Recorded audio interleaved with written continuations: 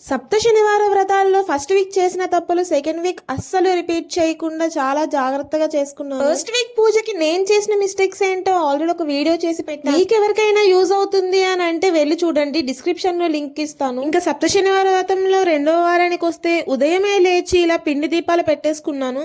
నాకు కూడా ఎవరో చెప్పారు వాటిని పిండి దీపాలు అనరు అంట, వాటిని చలిమిడి దీపాలు అంటారంట. మనం జనరల్గా ఇలా వ్రతం చేసుకున్నప్పుడే కాకుండా మీరు ప్రతి శనివారం మీకు వీలైతే ఒక 2 దీపాలు ఇలా నువ్వుల నూనెతో వెలిగించుకుంటే చాలా మంచిదంట. శనివారం ఉదయమే పూజ కాబట్టి మనకంత టైం ఉండదు కాబట్టి ముందు రోజే ఇలా పూలదండలన్నీ కట్టేసుకుని రెడీగా పెట్టుకున్నాను. శనివారం ఉదయమే లేచి తలస్నానం చేసి బ్లాక్ కలర్ క్లోత్స్ వేసుకుని పూజ అయితే స్టార్ట్ చేసుకున్నాను. తర్వాత ఇలా దీపాలని రెడీ చేసుకుని దీపాలు వెలిగించుకున్నాను. దాంతో పాటు అఖండ దీపం కూడా వెలిగించేశాను నువ్వుల నూనెతో. ముందుగా పసుపు గణపతిని చేసుకుని దానికి పూజ చేసుకున్నాను షోడోపచారాలతో. విఘ్నేశ్వరుడి పూజ తరువాత కలశారాధన చేసుకున్నాను. దాని తరువాత వెంకటేశ్వర సుప్రభాతం, శ్రీనివాస దండకం, గోవిందనామాలు, వెంకటేశ్వర స్తోత్రం పారాయణం చేసుకున్నాను. వాటి తరువాత వెంకటేశ్వర అష్టోత్తర శతనామావళితో స్వామివారికి పూజ చేసి శని ధ్యాన శ్లోకం, శని స్తోత్రం, శని సప్తనామావళి పారాయణం కూడా చేసుకున్నాను. ఉదయం పూజ చేయడానికి మీకు వీలైనంత త్వరగా ప్రారంభించడానికి చూడండి. ఎందుకు అంటే ఆల్మోస్ట్ ఇవన్నీ చదవడానికి 2 to 2.5 hours పట్టేస్తుంది. మీకు ఒకవేళ అంత స్పష్టంగా చదవడం రాదు అని అంటే మీరు ఫోన్ లో పెట్టుకుని కూడా వినొచ్చు. పూజ కంప్లీట్ అయిన తరువాత నల్ల నువ్వుల చిమ్నీలు, దానితో పాటు నల్ల ద్రాక్ష పళ్ళు, 7 అరటి పళ్ళు నైవేద్యం మంగళహారతితో ఉదయం పూజ సమాప్తం అవుతుంది. మీకు హెల్త్ సపోర్ట్ చేస్తుంది అంటే మీరు డే అంతా ఉపవాసం ఉండి సాయంత్రం పూజ తర్వాత స్వామివారికి నివేదన చేసిన నైవేద్యం తినాలి. సాయంత్రం పూజ కూడా 6 నుంచి 7 లోపు చేయడానికి ప్రయత్నించండి.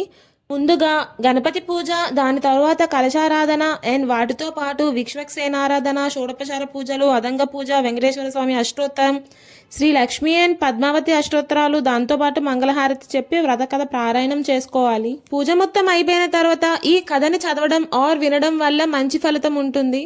స్వామివారికి సాయంత్రం ప్రసాదాలకి చలిమిడి, పానకం, వడపప్పు ఇవి ఉండేటట్టు చూసుకోండి.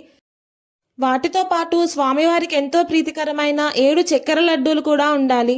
ఇన్ని ప్రసాదాలు ఉండాలి, ఇలాంటి ప్రసాదాలే ఉండాలని ఏమీ లేదు. మీకు ఓపిక ఉంటే మీరు ఇంకా వండి కూడా పెట్టొచ్చు స్వామివారికి. మొదటి వారం షాప్లో నుంచి తెచ్చిన ప్రసాదం ఎందుకు ఇంట్లోనే చేద్దామని ఈ చక్కెర లడ్డూలు ట్రై చేస్తే అంత సరిగ్గా రాలేదు. కానీ 2వ వారంకి మాత్రం పర్ఫెక్ట్ లడ్డూలు వచ్చాయి. వాటితో పాటు ఇక్కడ చూపిస్తున్న ప్రసాదాలన్నీ నైవేద్యం సమర్పించేసి మంగళహారతి ఇచ్చిన తర్వాత వ్రతకల్పం చదివి పూజ అయిపోయిన తర్వాత మాకు దగ్గరలో ఉన్న వెంకటేశ్వర స్వామి గుడికి వెళ్ళాను. ఇంటికి వచ్చి దీపాలు కొండెక్కిన తర్వాత స్వామివారికి పెట్టిన ప్రసాదం మనం స్వీకరించవచ్చు. ఉదయం పెట్టిన ప్రసాదాలు కూడా మీరు సాయంత్రం తినొచ్చు. కింద కూర్చొని ఇలా అరిటాకులో ప్రసాదాలు మొత్తం తినేశాను.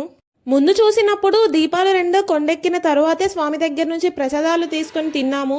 కానీ సడన్ గా వచ్చి చూస్తే దీపం మళ్ళీ వెలుగుతుంది. ఇక్కడ చూస్తున్నారు కదా, అప్పుడే ఆరిపోతుంది, అప్పుడే మళ్ళీ వెలుగుతుంది ఆ దీపం. ఇలా ఎందుకు అవుతుందో నాకు తెలీదు. ఆ దీపం కుందులో నూనె కూడా లేదు. అప్పుడే దీపం కొండెక్కుతుంది, మళ్ళీ అప్పటికప్పుడే దీపం ఎంతలా వెలుగుతుందో చూడండి. నేనైతే చాలా ఆశ్చర్యపడ్డాను. చాలాసేపు ఆ దీపాన్ని అలా చూస్తూనే ఉండిపోయాను. మీకు కూడా ఎప్పుడైనా ఇలా కనిపించిందా? Comment it below. And that's it for video and follow for more.